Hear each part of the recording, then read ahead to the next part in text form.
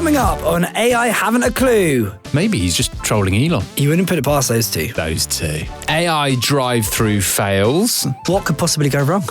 It's got a little bit glitchy. How much do the AI CEOs earn? $76,001 a year. Base salary, $2 million. And what do AI relationships actually do to our brains? I think it's cruel. AI companions could be incredibly beneficial for the... Hello and welcome to AI Haven't a Clue, the podcast where we are getting closer to finding out what the deal is with AI. I swear we are. When do you think we'll know? What will be when will we know that we made it? That I don't think it's ever going to happen with me, James. Maybe with you. You are our resident AI expert, James Chandler, in the building, fresh from his holidays. And before we go anywhere, my name's George Butler, by the way, but that's not important today because it's all about James. Happy birthday, James! 30 years old. Well, I don't know why I'm laughing. Well, it's weird. Yeah. That's all right. It's a good AI filter. Yeah, exactly. Yeah. Happy birthday. Thank you very much. Thanks for joining us on the podcast. A pleasure. On your big day. We've got a big episode coming up. We've also, fresh off having AI Snoop Dogg join us last week in the studio. Are you ready for this? Go on. It's me, Will Smith. Let's get jiggy with some AI prompts. Welcome to AI Having a Clue. Will Smith. He's been dabbling in AI. And You now, must have heard. Yeah. Did you see his response? Because obviously last week we talked about his AI video, which went viral for all the wrong reasons. I've missed this entirely. So he's responded to that cringeworthy, awful video with a very funny AI video where everyone in his audience were just animals and rodents. Okay, good. So he's owning the joke. Yeah, that's nice. That's nice. Which is good. Like his AI spaghetti bit a few years ago. That's good. But I did see this week, so for those that don't know, Will Smith eating spaghetti has been like the big challenge for AI video. Like if you can get that looking and sounding right, Wow. AI's there. And there's been lots of variations through the years, hasn't there? The first looking terrible and they've got better and better. Google, did you see this week? I've got super close to cracking it. Wow. It really looks like Will Smith. The spaghetti kind of looks right as well. But, James, there's one little thing. The spaghetti's got a crunch. Like a little... simple. Yes. Simple things. Still can't do the time either, you know. So AI can't tell the time. Can't do the so a few things to work on. Anyway... We digress. On a big birthday edition of the podcast, we've got loads on the way. And just because it's your birthday, we still have a very tricky listener question for you. Oh, we're going to do it this week, are we? Oh, yeah, we are. We've obviously got the latest news from the world of AI and the AI challenge returns. Plus, this week, we're once again diving back into the topic of AI girlfriends and talking about AI therapy with Jourdan Travers later on in the podcast. But we're going to dive in first with news from the world of AI. This is interesting, James. Salesforce has cut 4,000 jobs because of AI, but it's not bad news necessarily. No, this is a nice one. Salesforce CEO Mark Benioff, who's quite a character, he has replaced some of their customer support people with AI agents. We've seen other businesses try to do this and it backfire a little bit. They reduced their headcount from 9,000 people to 5,000 people, but at the same time managed to boost productivity by putting those people elsewhere in the business to do more strategic, important things. So these weren't people that were losing their jobs. They just got kind of moved into different bits of the business, which I think is incredibly smart. So the devil's advocate side of things here will say, all right, well, they've not lost anybody at first, but are they just going to not re-recruit those roles and just let those people drift away and ultimately there will be less people hired? Or do you think, James, this is going to lead us to a place where those basic roles, those fundamental admin level roles are being done by AI and we're just going to find new little creative strategic pockets for people to work in? Yeah, I think so. I had a really good conversation with someone at the end of last week and we were talking about entry-level roles and more importantly, maybe those people that have been in a business 1 or 2 years, so they're not kind of coming in from school or university. That generation of people actually are finding work a lot more enriching and a lot more enjoyable because they're not doing that, you know, quote unquote grunt work that you sort of rite of passage have to do for 2 years, they're cracking on straight with more strategic things, bigger logistical problems, helping solve for stuff. So actually, all of the thinking is that, isn't it awful? There's not that there are jobs for them. They're actually doing more enriching things, and I think this is a great example as well. So yeah, it's not all doom and gloom. It's a really good example from Salesforce. James, it's not just Salesforce seeing some benefit from AI. In fact, it's not just companies, countries too. Yes. Well, one country in particular, Anguilla. A small Caribbean island. They own the .ai domain. Come on. I mean, the chickens have really come home to roost here. They've seen registrations for the .ai domain surge from fewer than 50,000 in 2020 to over 850,000 today. No way. All of this obviously being driven by this massive boom in AI. There's some high-profile people that are purchasing these domains. HubSpot are probably one of the biggest ones. That was $700,000. And Cloud.ai, that's another big one. Law.ai, that's competitively priced. It's a great news story for Anguilla, though.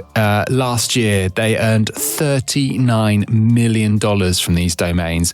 That, to put in perspective, is 23% of its total government revenue. No way. It's 23%. the second biggest income for them after tourism. So it's huge. And this is an island, tourism for them is huge, but they have hurricanes, they have that kind of wet season, and tourism is a bit patchy to that. This is almost like a lifeline for them. I mean, it's kind of incredible resilience for this tiny island, which sort of slightly by chance kind of had this domain that all these big companies are after. They've hit the domain lottery. They really have. And good for them. Yeah. We should have used Anguilla for our website. We have aihavingaclue.com. Maybe we should have done haveaclue.ai or aihavingaclue.ai. It doesn't roll off the tongue, does it? It doesn't. But nice plug for the website nonetheless. Very good. I see precisely what you've done there. Football fans will... There was no segue. There was Okay, James, this next one is for the football fans out there who on transfer deadline day would have seen record Premier League spending. And of course, what that means is every time a player is bought and sold, it means we see another vanilla Instagram post from one of these players saying, I really will miss the fans. I appreciate the club. We had amazing memories there, but I'm very excited for my next chapter. I've always been a fan of insert club name. I watched insert club name as a kid growing up. My dad loved insert club name. So there is a formula there, right? There is a formula from probably thousands, if not more, players leaving what is now a trend with these Instagram captions. But just because there is a formula, it doesn't necessarily mean you won't be caught out for turning to ChatGPT like many people are at the moment with their Instagram and LinkedIn captions. So let's talk about Alejandro Garnacho, the 21-year-old who left Manchester United, joined Chelsea for £40 million, grew up in the United Academy, so wanted to obviously leave an authentic, passionate, emotional farewell to the Man United fans. So where did he turn, James? Oh, he slightly missed his opportunity here. And look, you're right. He came up through the academy, much adored, thought to be a player for the future that would kind of come through. His behaviour since he was kind of left out in New Zealand has not really been exemplary. He's been caught vaping while he's been getting tattoos. He sort of said he's not going to train. All that said. Anyway, United fans, I think, have probably had enough of him. And he missed the opportunity to endear himself slightly before he goes. And so he did write a farewell post on LinkedIn, thank the fans, show cheers. Do you want to hear shall I read it for you? Yeah, read it. Yeah, read it out. Dear Manchester, the whole city. A couple of clubs in Manchester. After an unforgettable 5 years, this special chapter in my life now comes to a close. We have created moments that will stay with me forever. And Oxford comma. I'm very grateful for this. To the coaches, staff, and Oxford comma, my teammates, thank you for believing in me. Every time I wore the badge, I gave everything I had. I will be proud of what we achieved together and excited for what's to come.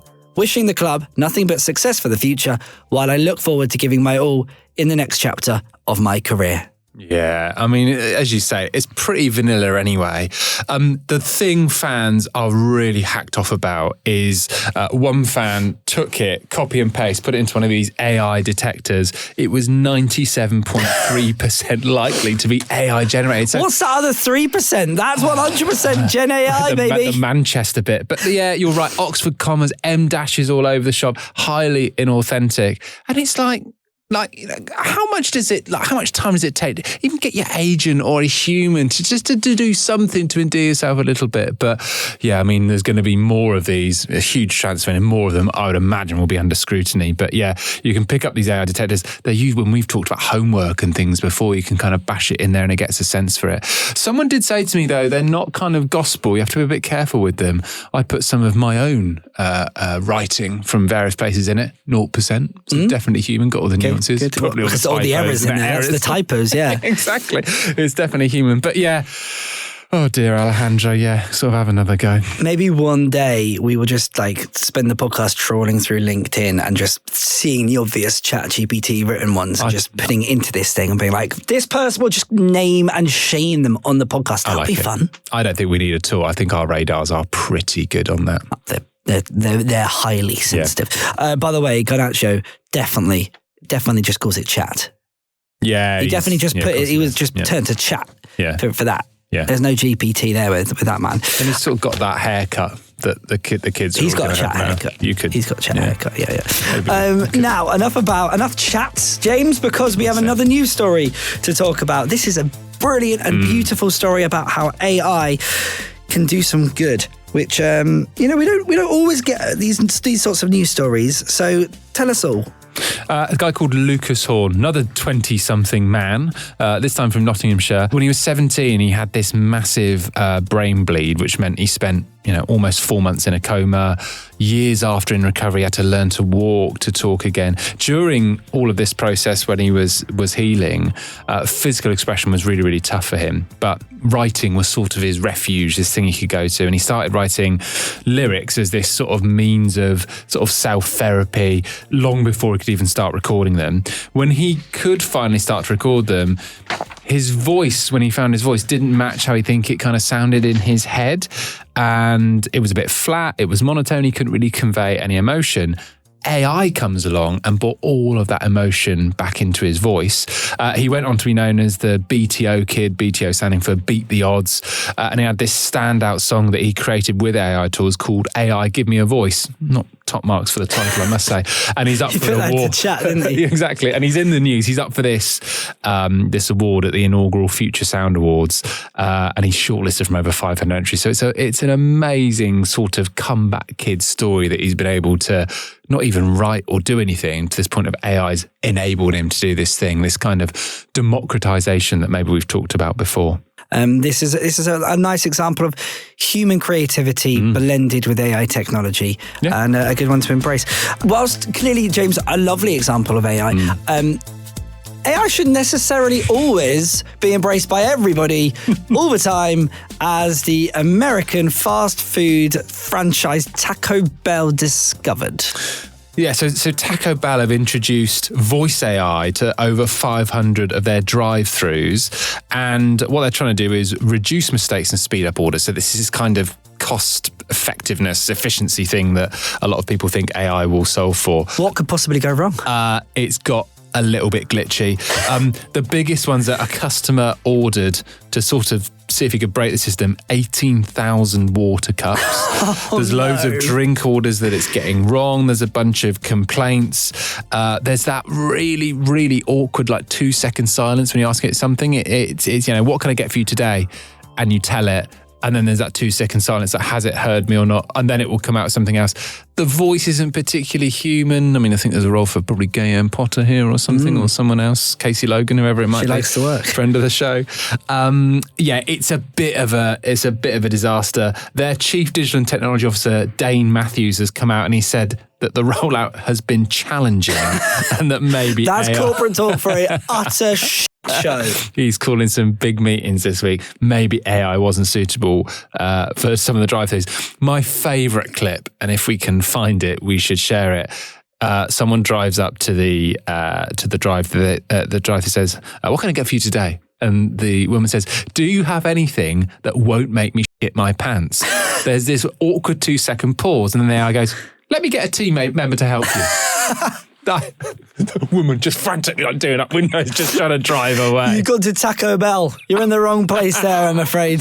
There's other issues. People like McDonald's have had to pull some of the tech out of their drive-thrus. I mean, it kind of should work on paper, but there's a sort of a practicality here that it probably, if it ain't broke too much, don't try and fix it. There's something I love as well about this, James, because I'm sure if you drove up to Taco Bell and said, "I would like a chicken quesadilla and a Coke," the AI is probably going to be all good. They're going to recognize it. You're going to drive through. You're going to get your chicken quesadilla and Coke. I love the fact that humans are like, I think we could break this. Nah, I'm not a fan of this. I like it being human. I think we could, and they've gone in there and ordered, 18,000 water cups and whatever else. There is something brilliantly human about that. Yeah. Anyway, James, all this talk of Taco Bell is making me very hungry. So please, let's move on before I order 18,000 cups of water. I guess it's the part of the show where we hear about the amazing little use of AI that you've been, dabbling in this week. James's amazing article, maybe we'll call it this week. That's nice. I like the different names. It's pared back a little bit. It's not a thing. It's a book. Someone sent me a book. Do you read, or are you listening to audiobook? I'm reading. So I usually try and listen, but I'm reading this one. A guy called Patrick Dixon, "How AI Will Change Your Life." And I kind of seen a lot of AI books. It's a very easy read. It goes into loads of different sections, how it's reshaping everything. Bedtime stories, the legal system. It's very, very digestible. There are a couple of things in it which I loved, which I think you all like. He says in it, in a world where AI can fake almost anything, trust becomes the most valuable currency. And I just think if you think about media and deep fakes and things people are kind of creating, like Martin Lewis is just in every newsfeed going with something that he's done, or it's Stephen Bartlett, whatever. Trust, and particularly for publishers who spend a lot of money on quality journalism, that's the currency now. And on that, James, I think what's so interesting in this time where people can very quickly jump into AI mode. We're going to get rid of that layer of people. We're going to get rid of journalists and replace them with AI. We're going to bring in synthetic AI voices, whatever it might be, in a number of different sectors and industries. It's a really good point that people and businesses should just take a second before diving into cost-cutting exercises, which actually will really damage the trust that they have, which ultimately, as you say, is more valuable now than ever. I love that point. Yeah, and I misquote the brilliant quote around, how long it takes you to build trust and how quickly you can kind of lose it and you don't really get it back. So the other bit he said was that, which was quite profound, which is a nice bit in there, and about halfway through, AI could save millions of lives, so it has huge potential, but left unchecked, it could become the world's most powerful weapon of mass disruption. Ooh. Which I just thought was sort of interesting. In the wrong hands, we sort of have to exert some caution here, and I think that's another theme we keep coming back to. But I thought, in terms of how we think about the pod, I think it's a good read. It's an easy read. Yeah. I would highly recommend it. Maybe we should think about Patrick Dixon and maybe try and get him on. Patrick, let's have producer Molly. Let's get Patrick Dixon on the podcast. Could maybe, if he asks a question, maybe there's a mug in it for him. Well, nice segue, James. Was it? It's a really nice segue, because next up, it is time for your big question. Now, Jimmy's mug time. It's little Jimmy's mug time. For those that are confused by this talk of mugs, we should probably make clear it's not for ordering 10,000 cups of water at Taco Bell. It is because if you get your question about AI asked on the podcast, you will win yourself an exclusive brand new shot. Well, it is brand new, not used with my old tea. But AI haven't a clue mug. Right? It's nice. Is it one of those, this will be wasted on international listeners, is it one of those like big Sports Direct mega mugs? No, but I do think it should be. Well, I'm just saying, is it They're sort of annoying though, because no one wants a cup of tea. A, no one wants a cup of tea that big, and B, those people that you see in the office sometimes that have the cups of coffee in that size, and you're like, are you okay? Yeah, you've just drunk 8 pints of coffee. You're not. I don't think you need to check your heart rate. So it's a sort of a trinkety? Is it like quite a bougie thing? I would say it's bougie because it's AI haven't actually branded.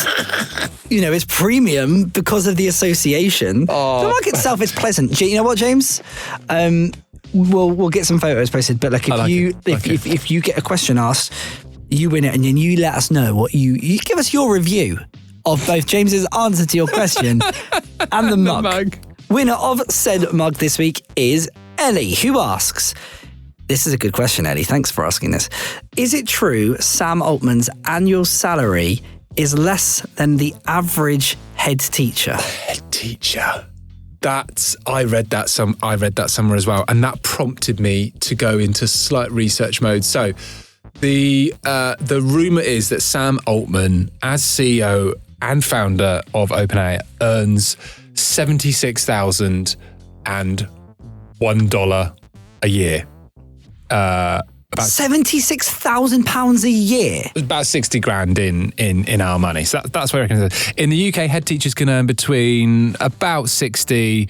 If you're new, the very experienced ones are on or about 140. So the average is about 56 grand. His works out at sort of 60. So it's on par. So sorry, that's by the by. Why is Sam Altman in charge of the world's most talked about business earning £60,000 a year? Well, that's what's on paper. That's probably what he's paying tax on and other things as well. Of course, Sam Altman isn't living his life on that salary. His billions come from lots and lots of investing that he's done, particularly he's gone in early on companies like Reddit, Stripe, Airbnb, Uber, Instacart, DoorDash, all of these massive successes in digital. And he was there very early on. They've now gone on, they've got massive, massive valuations. It's thought that he has personal investment stakes in over 400 companies. He founded a really cool app company called Looped, sold it in 2012 for about $43 million. And then he's used that to kind of break out and use it to invest. And money kind of makes money here.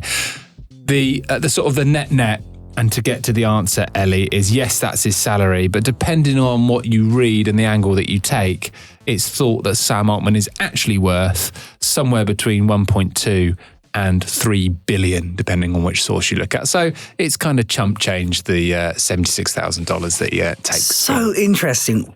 Why doesn't he take a bigger salary? Well, I think Mark Zuckerberg famously takes $1 salary. Really? Yeah. And he, clearly he's invested a lot in Meta and, has various other investments as well. But yeah, this is kind of, maybe we need to do a bit more digging on why some of these Silicon Valley people aren't getting these kind of big bonuses and things like that. Well, we say all. I've done a bit of research myself. Oh, here we go. So while Sam Altman may earn quite a small, relatively speaking, base salary. Would you like to know how much the CEO of Microsoft and also the CEO of Alphabet, aka Google? Okay, I would like to know, yes. So first up, we've got Sundar Pichai from Google. Base salary, $2 million. Similar, yeah. Yeah. Stock awards, about $500,000. Yeah, thank you. $500,000. Now, Satya Nadella from Microsoft, base salary $2.5 million, bonus $5 million, stock awards $71 million. Got to get your stock in.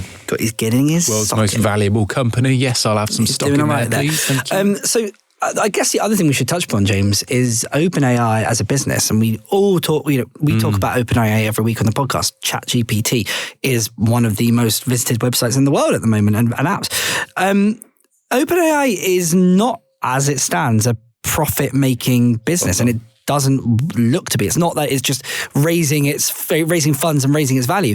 It doesn't want to make money, right? Well, that's the difference with Sam Altman. That's where it's not clear where he wants to take it. The thinking is he would like to make it a for-profit company, which you could probably then see him taking the kind of salary that you talked about with some of the other tech giants there. But for now, it probably suits him to have a fairly low one because they are still technically I'm not sure it's not for profit, or there's another phrasing that they use to describe it. But you're right, they're not an entirely commercial entity yet. And that is where the whole rift with Elon Musk comes in. Yeah, he thinks it should be totally not for profit, maybe even sort of charity status. You know, he really thinks this thing should exist for the good of humanity, not to line. Maybe he's just trolling Elon, just with the low salary. You know, you wouldn't put it past those two. Those two. Well, Come on, lads. we need to do something with those. I think we should cover that story a little bit more in weeks to come. There's so much history there that we barely touched the surface on. I have my own question for you, because Ellie, that was a fantastic question and well done. Someone wants a mug. Well, I'm going to give myself a mug for asking you a second list of question. A double bang for our buck on your birthday. Do you think it's a good thing that AI, which is, everyone would admit, this technology which is changing the world, it could have profound impact on the world, and it's being driven by these massive tech companies, which typically are being run by the likes of Sam Altman and Mark Zuckerberg and Jeff Bezos, who, as we just heard, pay themselves, in Mark Zuckerberg's case, nothing, in Sam Altman's case, very little. They're not in it for the money. They quite literally, or at least in terms of immediate money, they're not. That's not why they're running these things. Yeah. Do you think it is a good thing for society that this tech is being driven by these individuals who don't have this immediate interest or reliance for money, and they're doing it for other reasons, which might be good but might not be good? I think I think the way I think about it is that the sort of the ambition, if you go back to why they started some of these businesses, Google's was to, organize the world's information, make stuff easier to find. Facebook was about connecting people through the world. If you go back to that very sort of, and if you believe it, that very purist start, I mean, that's kind of an amazing thing. If you're a labourer and you drive a white van around, WhatsApp has probably enabled you to do loads of business. And the fact that you could have, something on your app that could pay for things is incredible. Like digital in that sense, some of these companies have enabled kind of amazing things. I wonder whether we'd be more upset if they were purely in it for the cash. And there's no doubt these companies make a lot of money. But I wonder if they were just in it purely for the money, would that maybe be worse? I don't know. In my head, I think we would probably criticise, bankers, and the whole financial crisis was just all about pure greed, and that went kind of horribly wrong. This is something different, as you say, but there's no doubt these have had massive impacts on the world. Just the whole idea with like Amazon, the idea that you could get something on the same day or next day completely changed the way everyone thought about delivery. Everyone else had to kind of up their game. I think consumers probably win in that. We can get stuff whenever we want, as quick as we want. So that's how I think about those things. I think the fact that the money's not part of it maybe isn't a bad thing. I think I'd be a bit more cross if they were just purely in it for the financial endeavours. It is interesting, isn't it? Because in the recent history of mankind, typically speaking, we vote for the leaders who determine what happens in our world and make the real impact in our day-to-day lives. And well, there's now alongside those leaders, a real small group of people who we don't have a say in electing them, who are there and do what they want to do, but have this huge impact on our lives. And it's interesting, isn't it? It is indeed. One I feel we might revisit at some point. One for another day. Thank you very much once again to Ellie for sparking that conversation. Keep your fingers out of the mug cupboard as well. I'm not sure that's mug worthy. I asked you a question. I want a mug. If you do have a question, if you do want to win a mug, get in touch. I haven't-a-clue@gmail.com is the email. We are on all the social medias. Just leave us a comment on our LinkedIn or TikTok or Instagram or whatever. Also, if you do want to stay up to date with this wild world of AI, which I know more than anybody can be quite overwhelming, we are helping you navigate the stories in this podcast, but also in our weekly emails on Substack. If you'd like to subscribe for free, you can do so. AI haven't-a-clue.substack.com is the place to go. So, James, we move on now, and because it's your birthday, I'm going to give you 10 minutes to go and unwrap some presents, as I'm going to be chatting to Jourdan Travers. It's sort of the Liam bit where he does "Don't look back in anger." Noel does that, and I'll come back on. Proper Brit-pop reference. All right, yeah, you go be your Liam Gallagher. I'm going to be Noel, and the topic of AI girlfriends is back alongside examining the role that therapy plays in AI. As I'm joined now by psychotherapist Jourdan Travers, who knows a lot about relationships, anxiety, and how our brains deal with connection or the lack of it. So, Jourdan, hello and welcome. Thank you so much for joining us on AI Having a Clue. Before we dive right in to all things AI, could you tell us a bit about you and what you do? Sure. So I'm a psychotherapist, and I'm also the clinical director of Awake Therapy.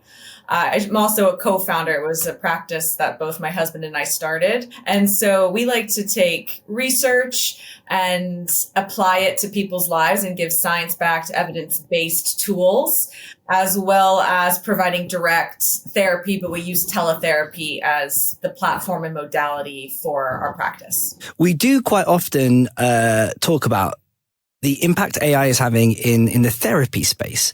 Sometimes it sounds positive, sometimes it actually sounds negative and slightly dangerous. What's your view on the impact that AI is having in therapy? So I think that's an important question, and it's nuanced in that therapy can be cost prohibitive for many people, as well as accessible. Not everyone feels comfortable going to a therapist or even has therapists within their proximity to access. So AI can be a tool to help, but it's not relational, right? And so I think there's a segue to that in terms of just relationships in general. I think AI is a very provocative idea of that I can have a relationship and I don't have to feel the pain of rejection or discomfort of loneliness.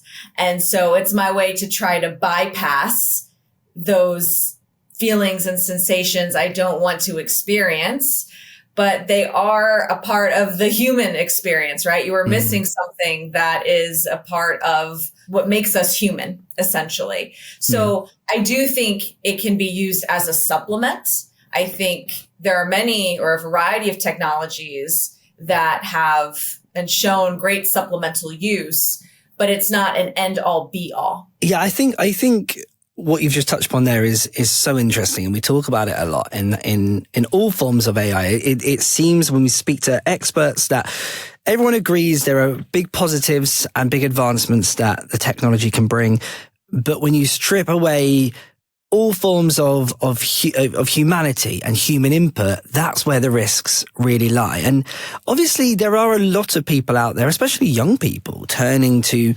AI for a number of things, including asking it how it should feel. Do you see a world where AI changes the way that we manage our feelings? I think people struggle with feelings because they don't necessarily have the language to communicate what they're feeling and what they're experiencing. And I kind of want to take this to another level in that statistics are showing, the numbers are there, the individuals who are engaging with AI the most, especially like chatbots, dating AI, are predominantly men. What we're seeing, what the research is showing is, the boys are not all right? And so we need to be having conversations about this, about what's happening, about what's going on. And I think it's a very also seductive kind of fantasy that some of these AI companies have been sharing with men of like, you can create your perfect woman, right? You don't need relationships. You don't need to be doing this. And the truth is that relationships are incredibly important. Relationships are, every person, we go off track, right? We have moments where we might veer off course, and it's our relationships that bring us back. You touched upon it briefly there, but AI girlfriends, they popped up in the show before. They are a growing trend. What exactly are they for anyone who may not have heard of them before? Essentially, they are a companion in a way. But I caution against it in that another direction here I want to say. So I think it's cruel to say, right, that they're of no use, of no purpose. AI companions could be incredibly beneficial for the elderly, right? Senior citizens who are grappling with loneliness, who might not have a great deal of regular communication or people coming into their lives, as well as those who are cognitively impaired, right? It serves a purpose, just like opiates and narcotics serve a purpose, but you need a prescription for those, right? We would agree as a society that teenagers shouldn't have unlimited access to narcotics, but we agree that as a society, it's okay for comfort care, right? Somebody who's in their last years, right? To make sure that they're comfortable and they can go through that end of life transition with less pain. So that's where I mean with the nuance, in that, yes, it can serve a purpose, but this idea that you can just forego the experiences of rejection, right, and disappointment. No, these are natural human experiences. And they're also a great internal alarm for us, right? When we're feeling lonely or bored or sad or whatever emotion, fill in the blank, that's an internal alarm for us that something's amiss, that something's not quite right. And so we can modify at that point. But this idea that I just don't want to experience discomfort at all, right? That's not human, right? We are mammals. We are by design a social species. And so it's a part of our learning, our social learning. And we talk about social learning. When we look at this space and we look at young people in the space who can now say, I want my ideal AI partner to look like this, to have this body type, to have a personality who finds me incredibly funny and always compliments me. What are the dangers? Even if let's say 13 and 14-year-olds grow out of wanting to have an AI companion, what are the longer term dangers that young people having an AI partner might have? I think the biggest is unrealistic expectations, right? So many of these AI chatbots, girlfriend, partner platforms, it's kind of like a fawning AI, right? It's, they speak to you in a way that, your partner and children aren't probably going to, right? They're going to appreciate you in a way that your partner and children are kind of going to expect of you. I liken it to when you're starting to date someone, right? There's this kind of intensity to know them and to be known, right? You want them to know you. It's kind of the sparks, that initial honeymoon stage. And that also eventually fades, right? You feel that initially for a purpose, for a reason. And as you spend more time together, right, that generally fades. And you now enter a new chapter, a new phase of the partnership, of the relationship. And so these AI chatbots, it's just, I'm fawning over you. I'm not giving you real social cues, right? In terms of, the saying like read a room, right? So you're not learning that. And oftentimes, and through the stories you've seen and published, they're not giving real feedback. It's okay, I'm just kind of telling you what you want to hear.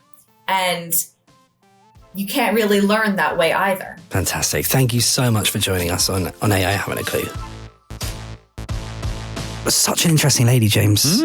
She was a fascinating interview, and I guess, whilst not trying to be all doom and gloom, is worried about the impact that AI is having especially on young people. Yeah, which we all should be. Well, they don't know a world without it. I think that's the thing. It's like there isn't a world without AI in it for lots of them. So it's... I mean, this is where we're in such an interesting and complex place in society where you cannot take tech away from young people. It is part of their lives. It's part of their adulthood, and they would be lost and potentially unsafe without it. They might not be able to learn as well. They might not be able to, get home from school safely. But on the flip side, we've talked about it all the time, and there are as we just heard from Jourdan, there are dangers that we need to equip young people and equip parents to deal with, and that's an ongoing thing that we're going to need to continually talk about. It's important to have that discussion, isn't it? 100%. Thanks again to Jourdan for joining us on the show. And before we go, James, seeing as it's your birthday, I'm going to give you the chance now to end the podcast, because I thought it was a present. Well, no, it is sort of my present to you, because I wouldn't want you to lose another AI challenge and just be left with that awful gut-wrenching feeling all day on your birthday. That wouldn't be fair. So should we just end the podcast?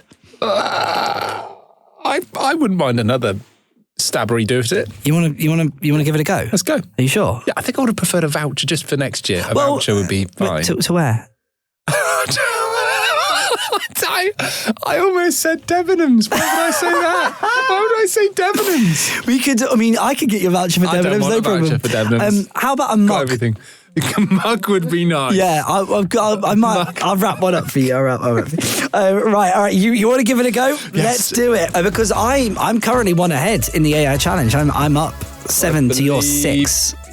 Yes, you are. 9. Yeah, correct. So look, let's see how you get on today. Apologies in advance if I crush your hopes and dreams again on your birthday. It would feel mean. But look, it's time for the AI challenge, which means it's time to welcome back onto the podcast producer Molly. Hello. Fresh from your hollybobs. Do you have a nice time? Yes, it was lovely. It was like 36, 37 degrees. Ooh. So sunstroke one day. Did you? All part of the Did you ask fun. ChatGPT how to deal with that? I didn't know. Because if you have listened to James's question a few weeks ago, don't rely on ChatGPT for your health advice. Yeah. Very true. Or your visa.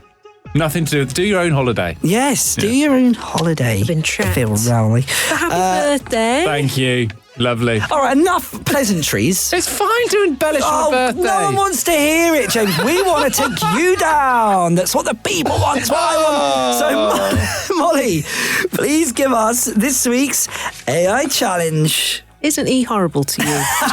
just for one day. I think it sounds like someone's a little bit nervous about the challenge, mate.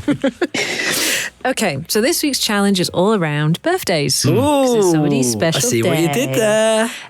And there's this book some people might know about. I don't know. I had a friend who talked to me about it. It's from like 1914, and it's seen as scholars as being culturally important as part of the knowledge base of civilization as we know it. It's in the public domain, so nobody can come for us for reading out from it.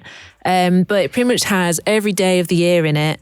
And depending on what your birthday is, it's supposed to tell you a bit more about you and who you are. Good. So I've taken an excerpt of that book, as well as asked ChatGPT to give you an idea of who you are. So there's going to be two descriptions there. One is from the book, one's AI, and you've got to guess which one is AI. Okay.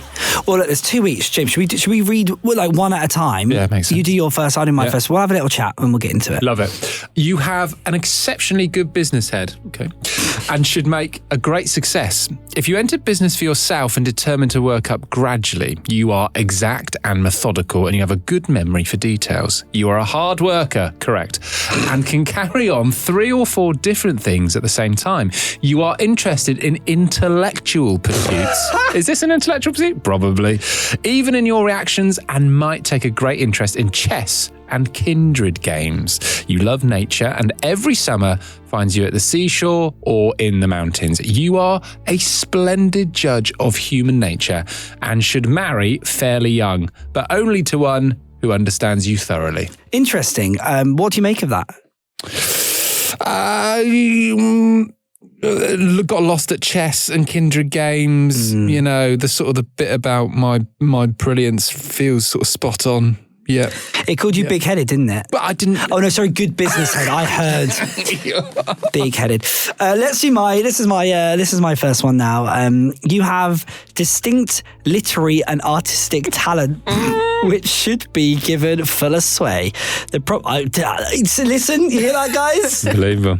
The probability is that you possess considerable genius in this line and you suffer in consequence. Yeah, I suffer from you both. You are naturally extravagant and can never save a penny. Okay. You should learn wisdom in this respect. Until you have learned the lesson of restraint, more will never be given you. If a man, you would make a good politician, as you are a natural speaker. Is that you? I mean, politicians are unliked, a little bit slimy and untrustworthy. So bottom of the pile. Sounds about right. Yeah. James, you want to do your second one? Quick-witted and restless, you have a sharp mind and a natural gift for problem solving. You thrive on variety and movement with a keen eye for detail and a talent for bringing order to confusion, aka George. Though prone to self-criticism, your humour and charm make you engaging company, and you're often admired for your clarity of thought. Loyalty is central to your nature. Once trust is given, it is unwavering. You may be drawn to writing, teaching, or any path that allows your skill with words to shine. Like a podcast. Like a podcast. Interesting. I'm gravitating toward that. Well, go on. You may as well just let yours in. I think if this book's any good, yeah, I think they've got me nailed on there. That second one, I think, is from the book. The first one, I think, is AI. You know what? That second one does sound a bit like you. If it's AI, it's, you know. All right, this is my second one. A strong-willed and ardent in spirit, you possess the courage to lead and the fire to inspire. Quick to act and eager for challenge, you are rarely content with half measures, for your nature craves bold ventures and decisive deeds. Though your temper may flare, it soon passes, leaving honesty and warmth in its wake. You are a natural leader, often setting the pace for those around you with energy and conviction. In work and in life, you thrive when your courage is tested, for it is in daring that your best qualities shine. Enjoy that little back rub, did you? That was nice, wasn't it? I mean, look, there's obviously compliments in both. They're probably both wrong. They're probably both wrong. I do see, like, I didn't see too much of me in that first one. I do see a bit of me in that second. So I think we're both saying, you're saying your second is the real, the first is AI. I'm going to say first is AI, second is real too. I'm going to say the same. So you're both going for two? We're both thinking two is locking it in. Real, yeah. Lock it in.